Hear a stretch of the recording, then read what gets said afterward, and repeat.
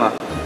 Okay, చేతిలో ఉన్నటువంటి ఆ కర్రను పడేసిన వెంటనే ఏమైపోతుంది, అక్కడ ఫామ్ అయిపోతుంది. ఓకే, ఇప్పుడు దేవుడు ఇన్స్టెంట్ గా ఇతనికి మెరకల్ చేద్దాం అనుకుంటున్నాడు.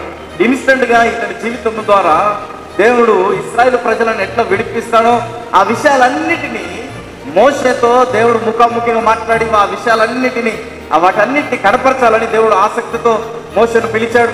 మోషేతో మాట్లాడుతున్నాడు. ఇవన్నీ మనం వింటున్నాం, చూస్తున్నాం. హల్లెలూయా, గట్టిగా హల్లెలూయా. అయితే ఇప్పుడు ఏం జరుగుతుందంటే అద్భుతం జరుగుతుంది, కానీ ఇతను పారిపోవడానికి సిద్ధమైపోయాడు. హల్లెలూయా. ఏం జరుగుతుంది అక్కడ? అద్భుతము జరుగుతుంది. ఓకే, అద్భుతం జరుగుతుంది, కానీ మోస పారిపోవడానికి సిద్ధపడుతున్నాడు. ఎందుకు? ఆ అద్భుతం ఏ రకంగా ఉందంటే కర్ర పడేసిన వెంటనే పాము అయిపోయింది. ఇప్పుడు పామును చూసిన వెంటనే మోస ఏం చేస్తున్నాడు? పారిపోతున్నాడు. హల్లెలూయా, గట్టిగా హల్లెలూయా. దేవునికి ఒక స్టైల్ ఉంది. నువ్వు దేంట్లో నుంచి పారిపోవాలనుకుంటున్నావో దాని ద్వారా అద్భుతం చేయాలనుకుంటున్న దేవుడు. ఆమేన్, హల్లెలూయా.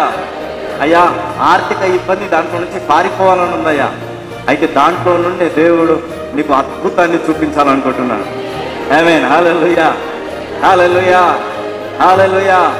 అయ్యా, నాకున్నటువంటి ఆ కుటుంబ సమస్య, దాంట్లో నుంచి పారిపోవాలనుకుంటున్నాను.